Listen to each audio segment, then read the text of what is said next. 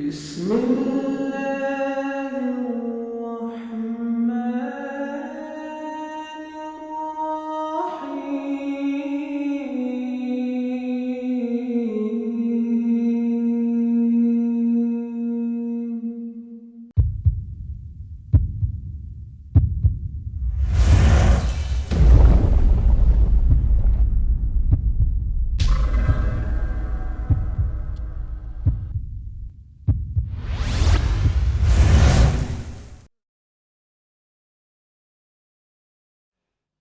وداعيا إلى الله بإذنه وسراجا منيرا صلوات ربي وسلامه عليه وعلى آله وصحبه وتسلم تسليما كثيرا.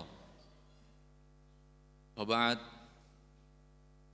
kaum muslimin, kaum muslimat, jemaah Masjid Jami Al-Barakah serta para pendengar Radio Roja dimanapun Anda berada, semoga dimuliakan oleh Allah Subhanahu wa ta'ala dan dirahmatinya.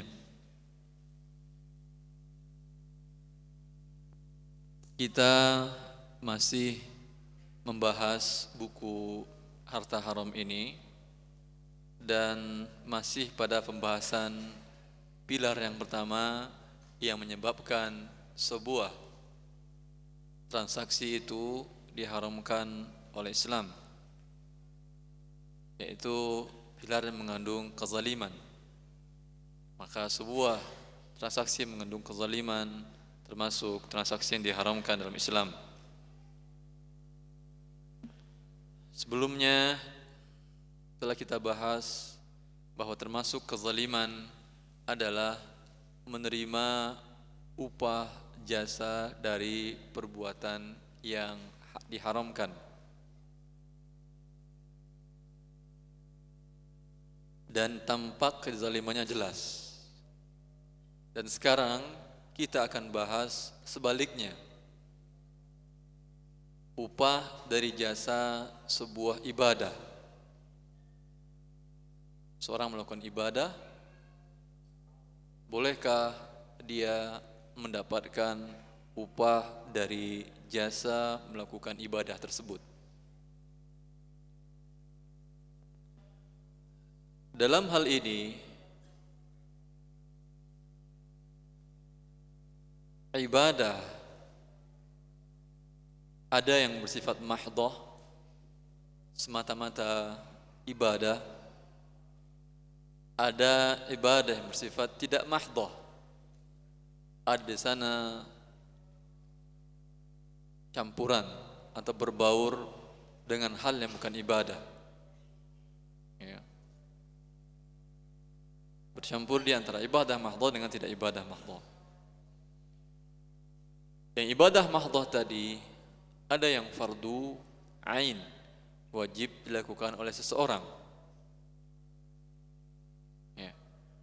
Maka sesuatu yang fardu ain dilakukan oleh seorang muslim, tidak boleh dia mendapatkan upah dari melakukan perbuatan tersebut.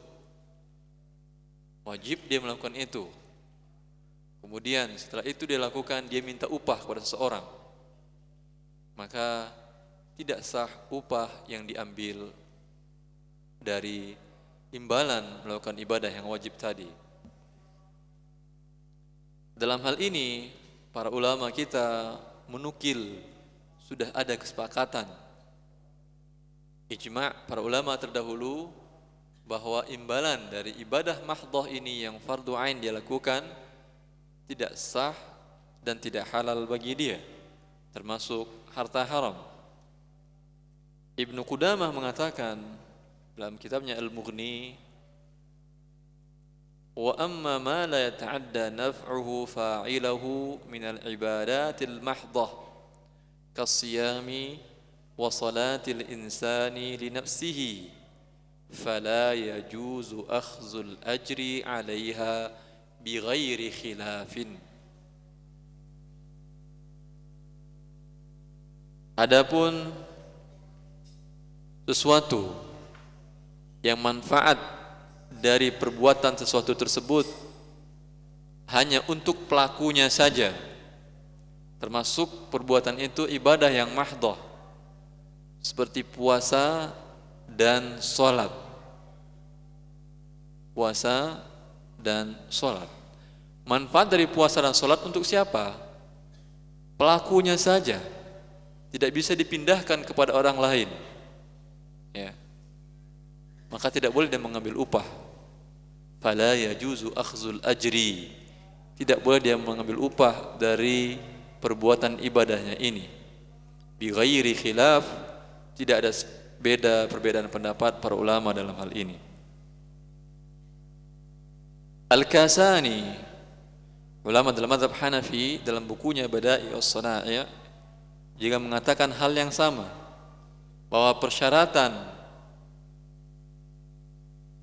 jasa yang boleh diupahkan, ya, alla yakuna al-amalul musta'jar lahu fardhan wala wajiban, bahwasanya perbuatan yang dilakukan, jasa yang dilakukannya itu bukanlah perbuatan yang fardu dan bukan perbuatan yang wajib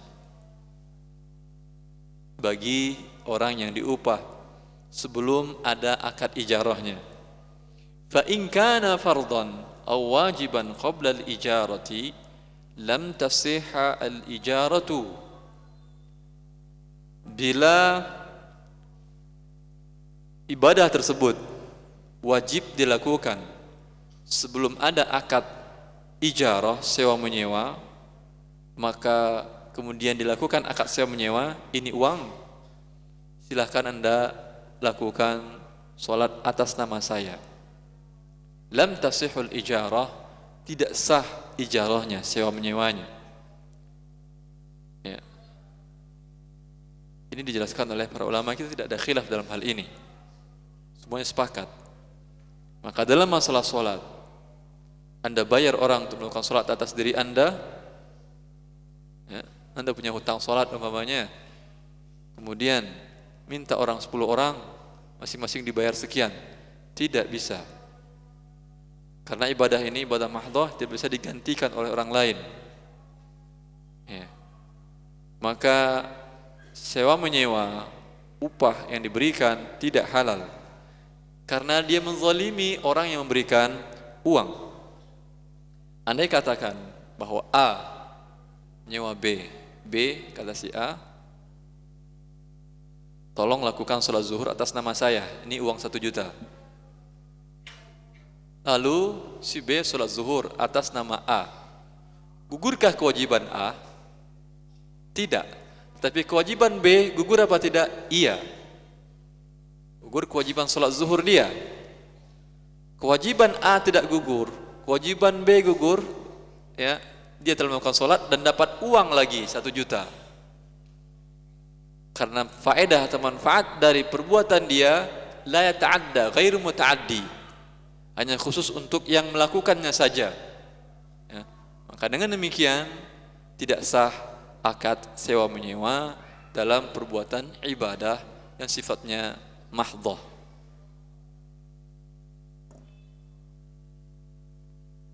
Adapun ibadah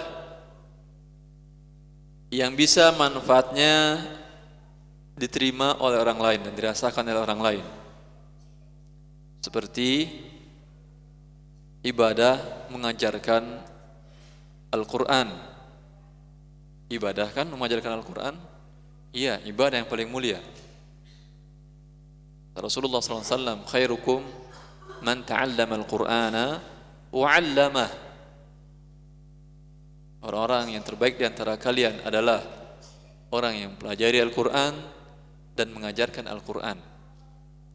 Jelas bahwa mengajarkan Al-Quran adalah ibadah.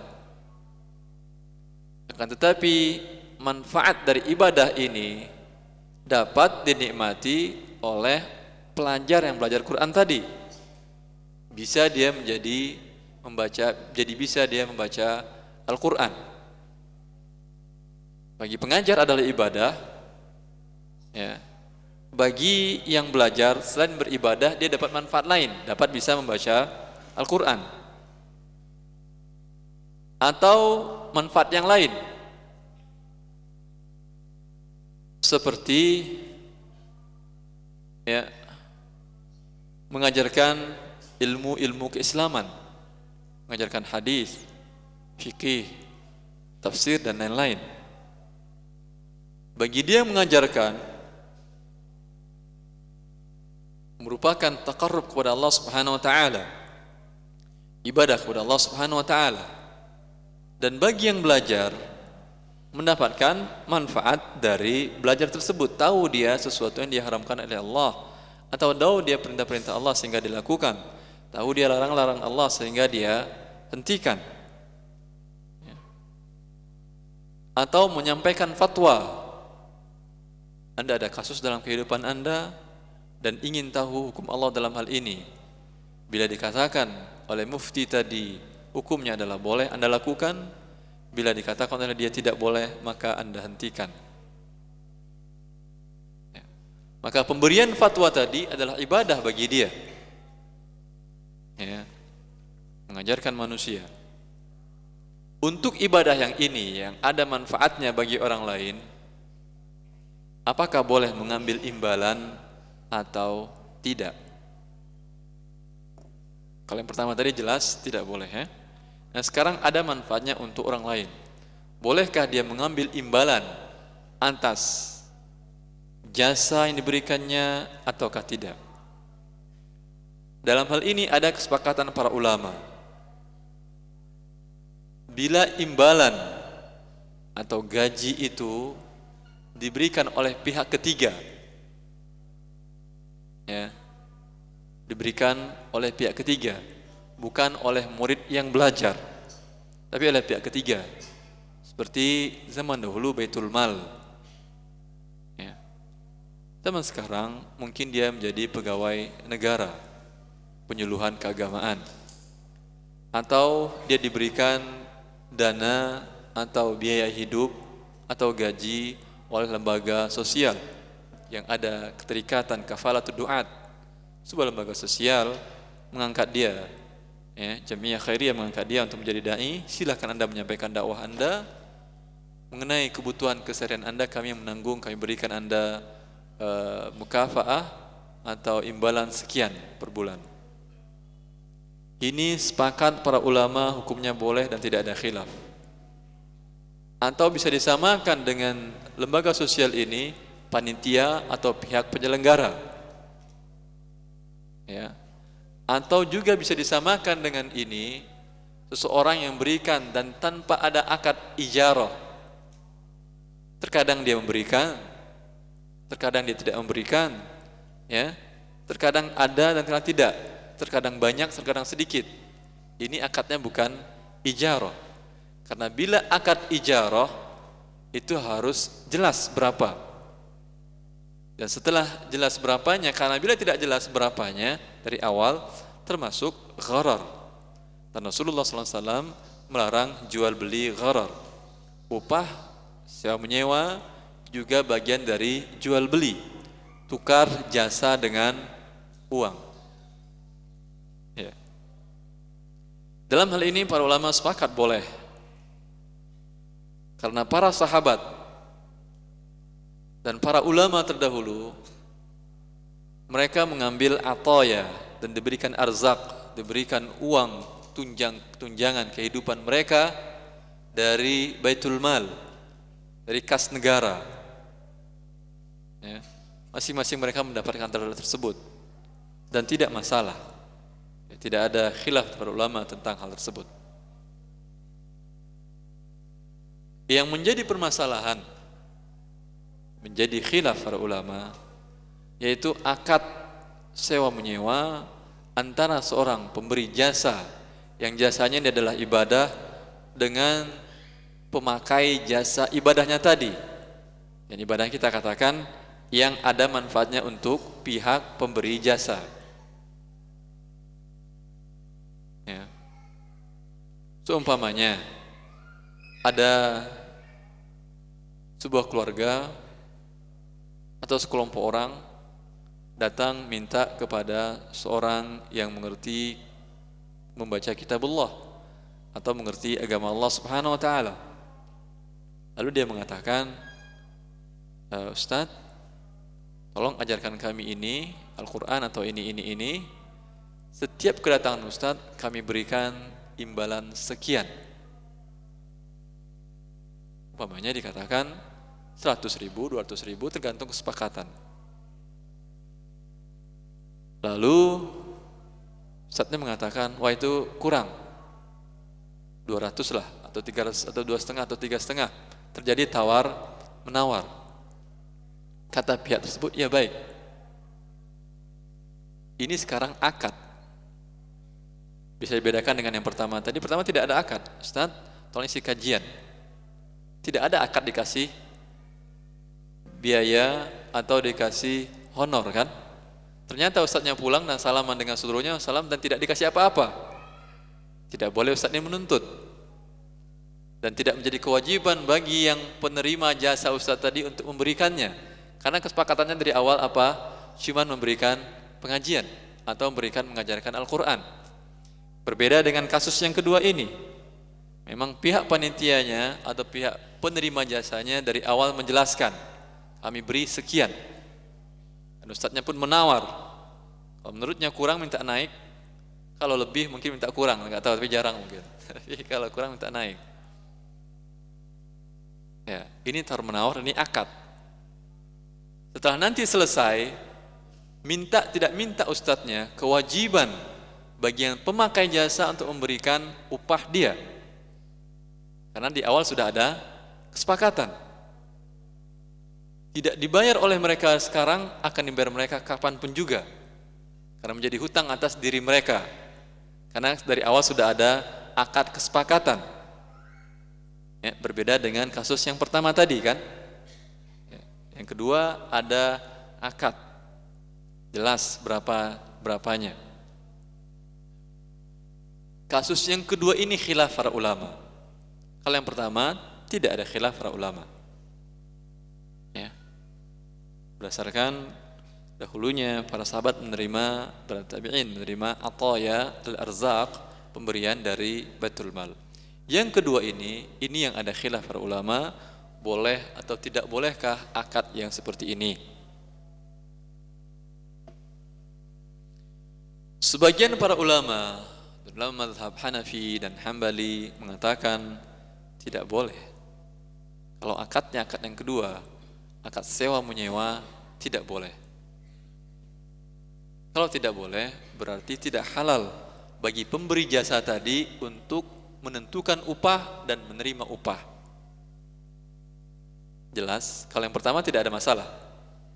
Dia hanya menyampaikan, kemudian nanti ada panitia yang memberikan amplop, tanpa ada kesepakatan enggak jadi masalah. Terkadang banyak, terkadang sedikit, terkadang tidak ada. Ya. Kalau sekarang tidak ada akad dari awal, rugi panitia harus tanggung jawab. Ya, karena di awal kesepakatan demikian, ternyata yang terkumpul dari para pemakai jasanya kurang, maka mereka harus menambah untuk menutupi kesepakatan di awal tadi. Ini kasus yang kedua. Ini yang khilaf para ulama. Sebagian para ulama melarang hal ini.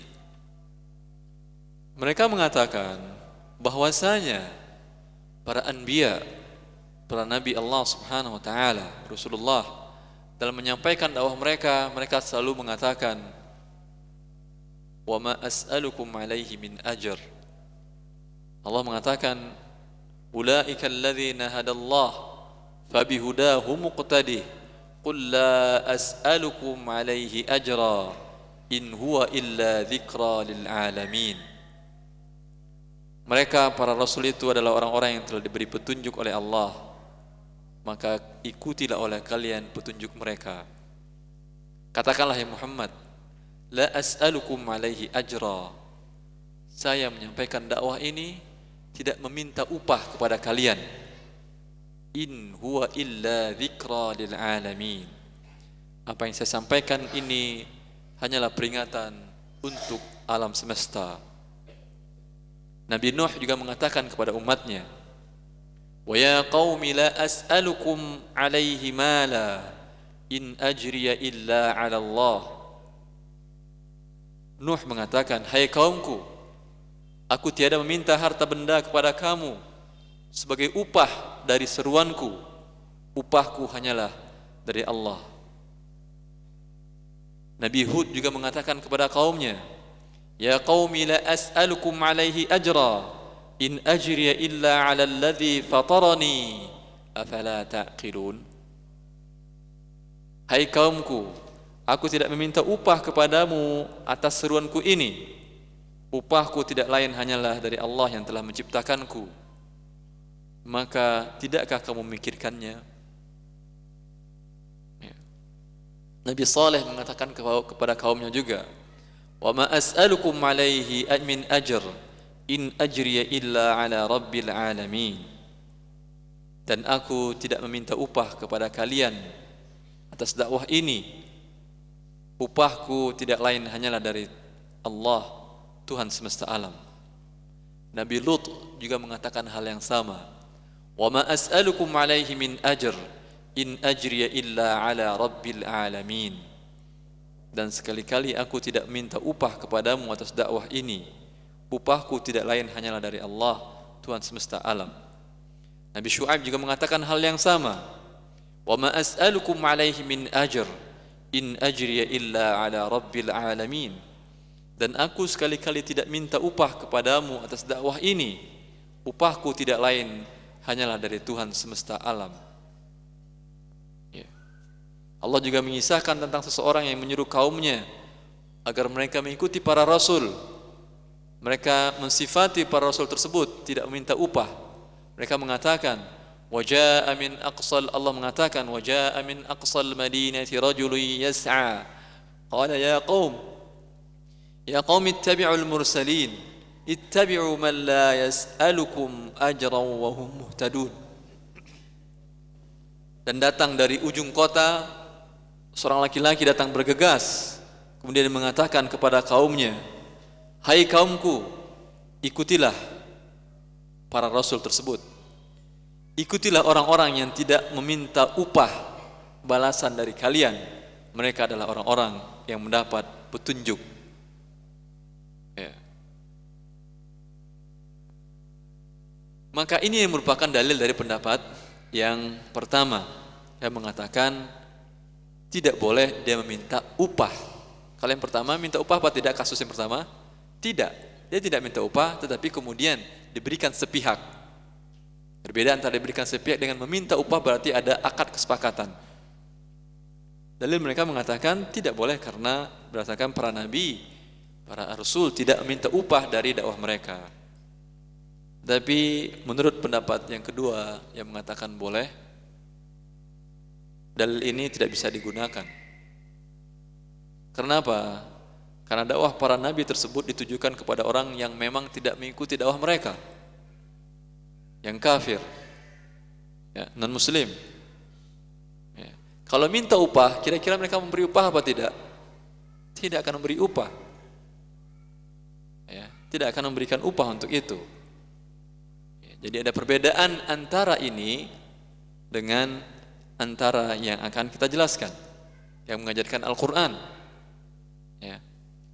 Kemudian juga bagi para rasul tadi, mereka berdakwah hukumnya wajib atau tidak wajib? Wajib. Maka bagi mereka, ya, sesuai dengan perkataan para ulama kita tadi, sesuatu yang fardu yang wajib dilakukan, maka tidak boleh dia mengambil upah. Bisa disamakan dengan hal ini bila hanya Anda seorang muslim, ya, atau hanya yang tahu membaca Al-Quran di daerah itu, dan mereka penduduknya muslim semuanya. Ketika itu wajib bagi Anda mengajarkan kaum muslimin karena hanya sendiri Anda. Mereka muslim tapi mereka tidak tahu cara sholat. Mereka muslim tapi tidak bisa baca Al-Quran, tidak bisa baca Fatihah. Ada ini. Dan ada di daerah pedalaman. Salah seorang pernah membuat riset di sebuah daerah di Sumatera. Dia mengatakan, saya masuk ke pedalaman, ya. Di sana mereka itu secara di atas kertas agamanya bukan Islam lagi sudah. Tetapi bila satu masuk ke rumah yang lainnya, rumah-rumahnya adalah rumah orang-orang pedalaman lah. Mereka membacakan Assalamualaikum. Berarti asal mereka adalah muslim. hanya karena tidak ketahuan mereka tentang din mereka, mereka dimurtadkan oleh orang-orang lain. Tapi tetap mereka, adat kebiasaan mereka ketika masuk rumah mengucapkan Assalamualaikum. Bagi orang yang berada di sana dan mengerti agama Allah, wajib bagi dia untuk mengajarkan orang-orang ini, wajib ain. Dan ketika itu tidak boleh dia meminta upah. Ya, ketika ada yang mau belajar Al-Quran, ajarkan saya Al-Quran, ajarkan saya cara sholat. Ya, Anda harus bayar 1 gantang beras setiap harinya, tidak boleh. Karena ketika ini bagi dia wajib. Ya, sama dengan para rasul tadi. Dalil para ulama yang melarang juga mengambil upah dari mengajarkan Al-Quran dan mengajarkan ilmu-ilmu keislaman ini, ya, bahwa Allah Subhanahu wa taala mengatakan wala tashtaru bi ayati thamanan qalila, dan janganlah kamu menukarkan ayat-ayatku dengan harga yang rendah. Allah juga mengatakan innal ladzina yaktumuna ma anzalna minal bayyinati wal huda min ba'di ma bayyanahu lin-nasi fil kitabi ulaika yal'anuhumullah wa yal'anuhumul la'inun. Allah mengatakan sesungguhnya orang-orang yang menyembunyikan apa yang telah kami turunkan berupa keterangan-keterangan yang jelas dan petunjuk setelah kami menerangkannya kepada manusia dalam Alkitab, mereka itu dilaknati Allah dan dilaknati pula oleh semua makhluk yang dapat melaknat. Maka bila dia minta upah, berarti dia tidak mau mengajar bila tidak diberi upah. Dengan demikian dia menyembunyikan ma anzalna minal bayyinati wal huda, menyembunyikan sesuatu yang telah diturunkan oleh Allah Subhanahu wa taala dari petunjuk dan penjelasan-penjelasan. Ya. Tapi kata para ulama yang membolehkan, kasus ini adalah sesuntuk saat firman Allah ini adalah untuk orang yang bagi dia wajib. Ya. Karena ketika itu dia akan menukar. Bila tidak wajib bagi dia, atau bila itu ketika itu dia akan menyembunyikan, bila tidak wajib bagi dia. Di daerah tersebut banyak para yang bisa membaca Quran, banyak juga yang lain mengerti agama Allah Subhanahu wa taala. Maka bila demikian kasusnya, bagi 1-2 orang para yang mengerti tadi tidak wajib bagi dia, belum menjadi fardu ain. Maka bila belum menjadi fardu ain, boleh dia mengambil upah. Nanti bagi pendapat kedua kita jelaskan. Dalil pendapat yang juga mengharamkan bahwa Rasulullah SAW mengatakan Iqra'ul Quran wala taghlu fih wala tajfu an wala ta'kulu bihi wala tastakfiru bih. Bacalah Al-Quran dan jangan ghulu dalam Al-Quran, dan jangan menjauhkan Al-Quran, lalai dari Al-Quran, dan jangan makan dengan Al-Quran, dan jangan memperbanyak harta dengan Al-Quran. Ya. Di sini jelas melarang makan dengan Al-Quran dan memperbanyak, ya, memperbanyak harta dengan Al-Quran. Kemampuan dia sudah ada, hartanya sudah mencukupi, tetapi ketika ada yang minta baca Al-Quran dia tidak mau juga mengajarkan, atau ada orang yang minta kepada dia pengajaran keagamaan, tidak mau diajarkan oleh dia kecuali dengan persyaratan bayaran sekian. Ya. Jelas ini merupakan mencari kekayaan dengan Al-Quran dan mencari kekayaan dengan agama Allah Subhanahu wa taala.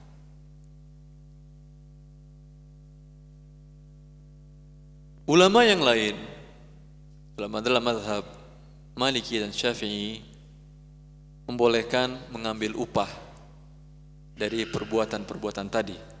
Dari mengajarkan Al-Quran, mengajarkan hadis, mengajarkan ilmu-ilmu keislaman dan lain-lain. Ya.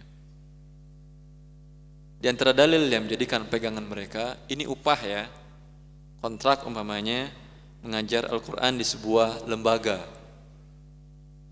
Kalau lembaga kita tadi bisa katakan bahwa itu adalah dengan pihak ketiga, bukan dengan orang yang langsung.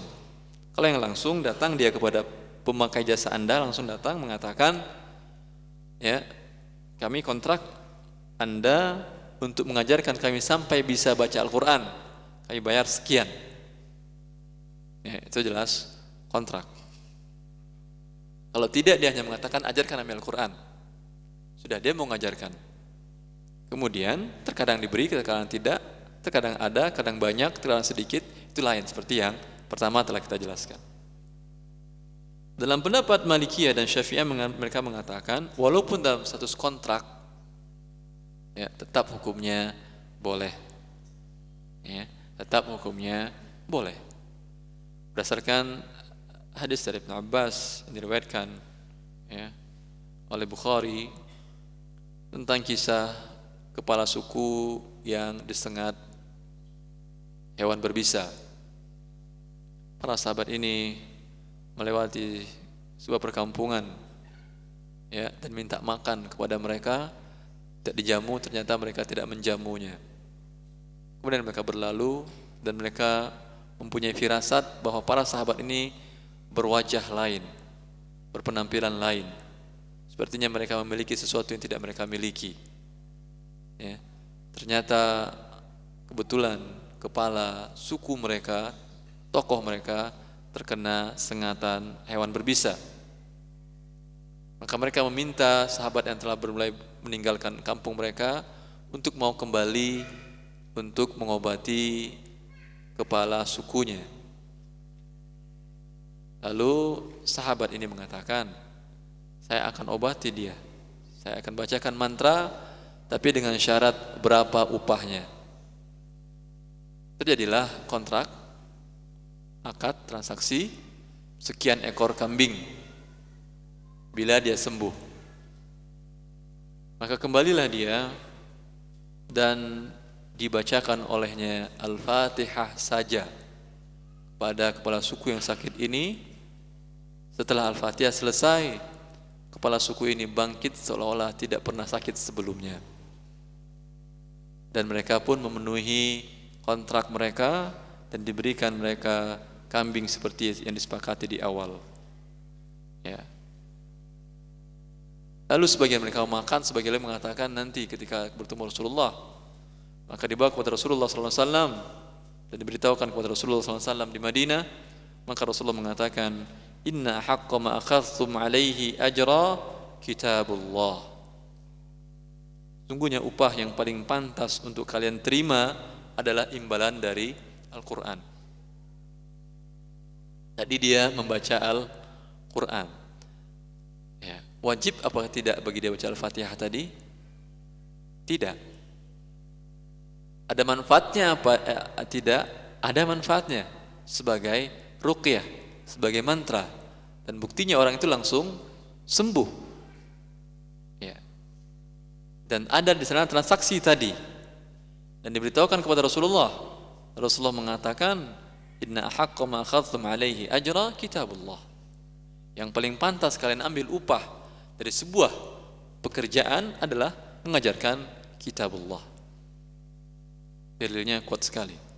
Kemudian dalil yang lain diriwayatkan oleh Bukhari dan Muslim, bahwasanya datang seorang wanita menawarkan dirinya kepada Rasulullah SAW untuk dinikahi. Lalu Rasulullah SAW melihat dari atasan ke bawah, dan Rasulullah SAW tidak ada hajat. Maka ketika tahu Rasulullah tidak ada hajat dengan wanita ini, salah seorang sahabat berdiri dan mengatakan, Ya Rasulullah, nikahkan dia untukku. Maka kata Rasulullah SAW, ya, carilah maharnya. Ya, carilah maharnya. Dia datang tidak memiliki mahar apapun juga. Rasulullah menanyakan, kamu hafal beberapa surat? Dia menjawab, saya hafal beberapa surat. Lalu kata Rasulullah SAW, qad zawwajnakaha bima ma'aka minal Qur'an. Telah kami nikahkan engkau dengan wanita itu, ya, dengan Al-Quran yang ada bersamamu, yaitu upah dari dia nanti mengajarkan Al-Quran kepada wanita itu. Kan dari riwayat lain bahwa dia mengajarkan wanita itu Al-Quran, surat-surat yang dihafalkan, diajarkan kepada wanita itu. Ya. Ketika bisa upah atau perbuatan jasa mengajarkan Al-Quran bisa dianggap sebagai mahar, persyaratan mahar kan adalah harta. Berarti jasa mengajarkan Al-Quran bisa dinilai dengan harta. Maka dengan demikian boleh untuk mengambil upah, ya, membuat transaksi kontrak dengan pemilik jasa, dengan pengguna jasa dalam mengajarkan Al-Quran dan mengajarkan ilmu-ilmu keislaman. Wallahu a'lam, dari dua pendapat ini, pendapat yang terkuat, ya, yang banyak dipilih oleh para ulama kita, ya, adalah jalan tengah. Bila memang seorang yang mengajarkan Al-Quran dan mengajarkan ilmu-ilmu keislaman ini, bila tidak mendapatkan upah, karena kalau kita katakan di awal tadi, akadnya tidak mengikat kan, mari ajarkan kami ilmu keislaman, ajarkan Al-Quran. Kalau akadnya tidak mengikat, tidak ada kewajiban bagi pemilik pengguna jasanya untuk memberikan. Terkadang diberi, terkadang tidak. Ya, terkadang diberi, terkadang tidak. Dikhawatirkan nanti bila si pemilik pemberi jasa ini, yang pengajar ini adalah orang yang hidup di bawah garis kemiskinan, bila dia menyibukkan diri dengan mengajarkan ini, akan terlantar diri dan anak keluarganya. Ya, dia dilematis sifatnya dia. Kalau dia mengajarkan Al-Quran, dia tidak bisa mencari ma'isyah. Sibuk mengajarkan ilmu-ilmu keislaman, tidak bisa mencari ma'isyah yang mungkin bisa banyak didapatkan oleh dia dengan berdagang, dengan cara bekerja dengan cara yang lain yang dihalalkan oleh Allah, ya. Tetapi sekarang dia disibukkan dengan hal ini, tidak ada waktu dia untuk hal tersebut, ya. Karena namanya mengajar berbeda. Dia menyiapkan bahan, menyiapkan cara-cara yang terbaik, cara-cara yang perkembangan tetap diikutinya, ya. Memakan waktu, mungkin ngajarnya cuma 2 jam, tapi persiapan untuk itu terkadang memakan waktu lebih, bisa 5-6 jam untuk menyiapkan bahan itu yang akan diajarkannya. Baik itu Al-Quran sekalipun, karena dia menyiapkan metodenya yang terbaik bagaimana, ada masalah di salah seorang muridnya, bagaimana yang terbaik untuk mengatasinya. Jadi tidak mereka mengikuti mengajarkan itu apa adanya, ya, memang mempersiapkan diri. Dan bila dia sibuk mengajar, dikhawatirkan akan terlantar diri dan orang-orang yang ada dalam tanggungannya dia. Maka bagi orang ini boleh dia membuat kontrak upah. Karena bila tidak ada kontrak, terkadang ada, terkadang tidak. Boleh dia bikin kontrak, ya, saya siap mengajar Anda, tetapi mohon kebutuhan saya dan keluarga saya, kebutuhan pokok terpenuhi. Kalau terpenuhi seluruhnya mungkin berat juga beli salah satu pengajian tadi atau salah satu jemaah tadi. Ya berapa saja menurut mereka yang sesuaikan, diimbangkan dengan waktu yang tersita atau yang terpakai dalam proses belajar dan mengajar tersebut. Tetapi bagi orang yang pemberi jasa tadi, pengajar tadi, sudah mempunyai kecukupan kehidupan diberikan oleh Allah Subhanahu wa taala, kelapangan kehidupan dari berbagai jalan, mungkin ada warisan dari orang tuanya, atau dia punya usaha lain yang tidak memakan waktunya terlalu besar sehingga bisa dia menggabungkan antara mengajar dengan berusaha. Dan ketahuilah ikhwah sekalian bahwa para ulama-ulama kita, banyak di antara mereka adalah para saudagar kaya dan para pekerja ulet, dan ada suatu buku, yaitu bukunya usaha-usaha para fuqaha, pekerjaan-pekerjaan para fuqaha selain mengajar. Al-Imam Abu Hanifah terkenal dengan tajir besar, pedagang besar, ya, yang sering memberikan biaya untuk murid-muridnya. Sehingga Abu Yusuf Ketika ibunya mengharapkan dia menjadi seorang besar, maka Imam Abu Hanifah mengatakan, seorang pedagang besar, maka Abu Hanifah mengatakan, tidak, anak ini pintar dan jenius, biarkan dia belajar sama saya dan saya beri nafkah anda dan keluarga anda. Sebegitunya Imam Abu Hanifah. Tapi tidak semua ustadz kita seperti Abu Hanifah. Jangan bayangkan ustadz kita semuanya seperti Abu Hanifah. Ada yang begitu, alhamdulillah. Ya. Maka bagi orang-orang yang telah terpenuhi kecukupan kehidupannya, ya, bagi dia tidak selayaknya untuk tastakfir, istiksar, mencari kekayaan dengan mengajarkan agama Allah Subhanahu wa taala ini. Ya. Karena kasihan juga para jamaah-jamaah tersebut yang mereka mengumpulkan sedikit demi sedikit, ya, agar mendapatkan sebagian dari agama Allah Subhanahu wa taala. Walaupun kita katakan boleh, ya. Walaupun kita katakan boleh, tapi sebaiknya demikian, sehingga tidak kita temukan lagi, ya, gejala-gejala atau kasus-kasus yang ustadz tersebut tidak mau datang bila kurang dari sekian juta panggilannya, kesepakatan dari awal, atau ternyata kurang dan ternyata jadwalnya banyak, di awalnya tidak jelas, ternyata banyak, dia minta tambah. Itu jelas akadnya tidak baik, memperkaya diri dengan cara yang begitu. Ya, tapi kita tidak menutup 100% juga, menutup rapat pintu ini. Karena ada dalil-dalil yang menjelaskan boleh mengambil upah dari ibadah ini. Wallahu ta'ala alam. Insyaallah nanti kita lanjutkan dengan tanya jawab setelah sholat. Assalamualaikum warahmatullahi wabarakatuh.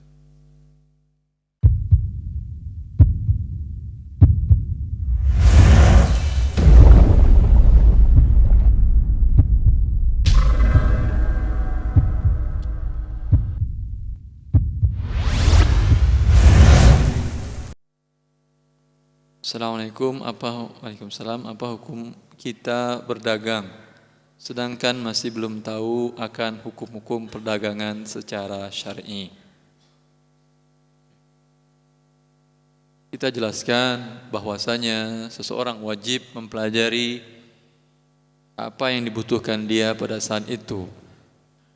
Bila dia ingin berdagang, dia wajib mempelajari tentang akad-akad dagang yang akan digunakannya.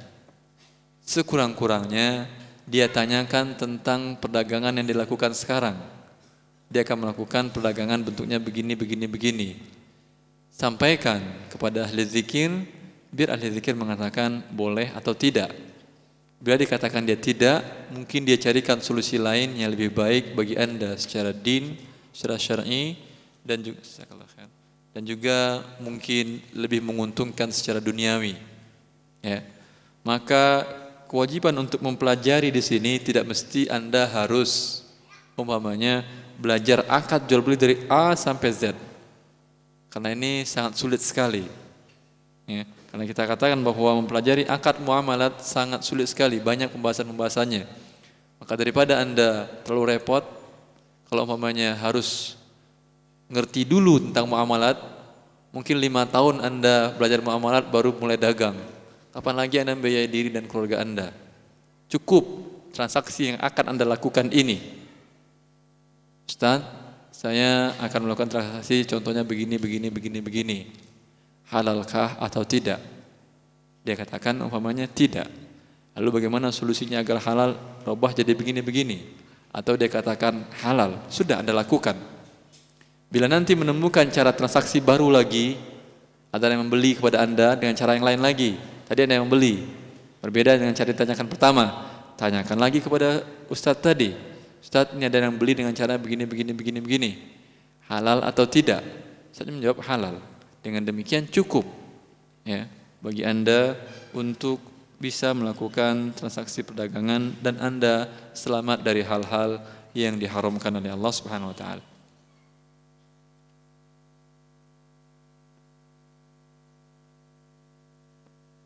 Assalamualaikum Ustaz, kalau ana diberi upah atas jasa ana mengajar Al-Quran, apakah ana tetap mendapat pahala dan ilmu itu mengalir di alam kubur nanti? Syukran. Iya, insyaAllah ta'ala. Bila upah anda ini bukan merupakan tujuan asasi. Bukan tujuan asasi. Artinya tujuan asasi itu anda tujuan utamanya memang untuk dunia. Tapi tujuan anda mengajarkan Al-Quran, ternyata mendapatkan imbalan dari orang yang menggunakan jasa Anda, walhamdulillah. Ya. Karena berarti tujuan dunia hanya sebagai pengikut dan bukan tujuan awal Anda untuk mengajar. Wallahu ta'ala a'lam.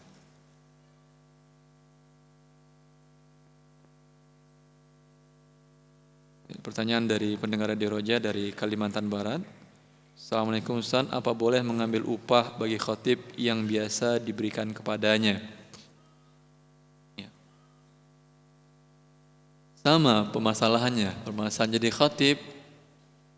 Kalau bagi dia wajib dia jadi khatib, karena memang ada di beberapa daerah, ya seperti saya pernah ke daerah itu, tidak ada orang yang bisa jadi khatib bila yang khatib ini sakit. Hanya ada satu khatib yang dia itu pun membaca konsep dengan bahasa Arab Melayu di zaman dahulu.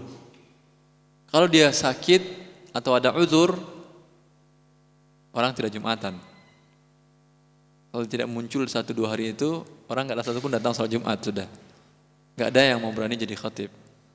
Ya. Bila orangnya begini, dia wajib ain bagi dia untuk jadi khatib, tidak boleh bagi dia menerima upah dari khutbahnya. Tetapi kalau dia tidak wajib bagi dia, ada yang lain yang bisa mampu jadi khatib, maka boleh dia menerima upah dari khutbahnya. Wallahu a'lam.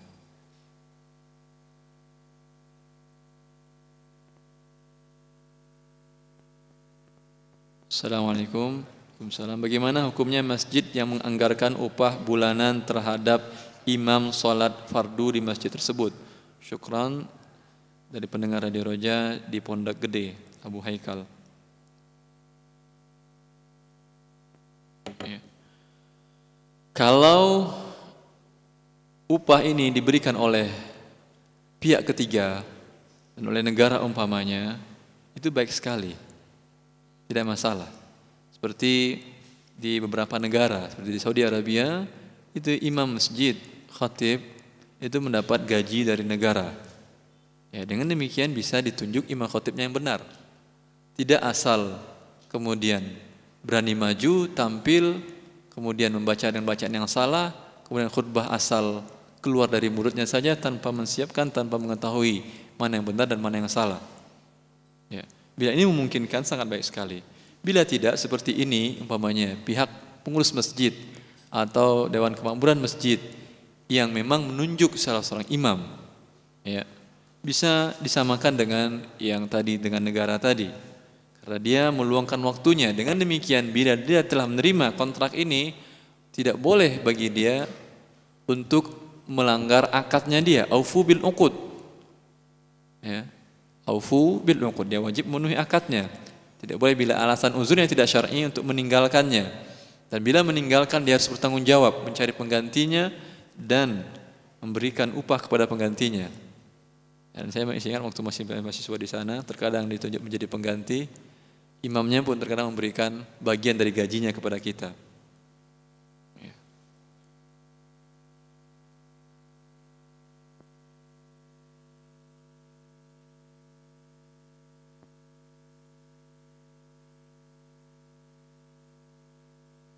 Assalamualaikum Ustaz, Sutioso di Justice Rono. Pertanyaannya, bagaimana upah yasinan?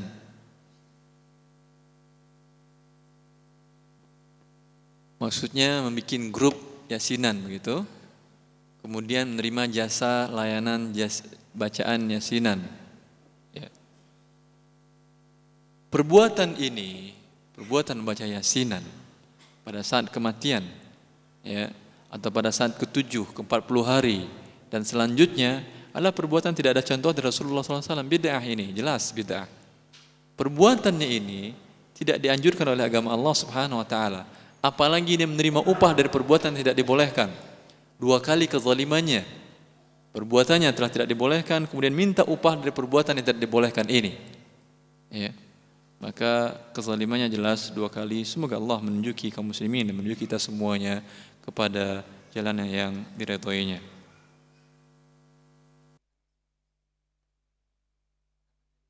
Dan selanjutnya, bila kenaikan pangkat atau jabatan dengan cara yang tidak halal, dengan cara menyogok atau dengan cara yang tidak halal lainnya, apakah upah gaji yang didapatkan dari jabatan itu haram?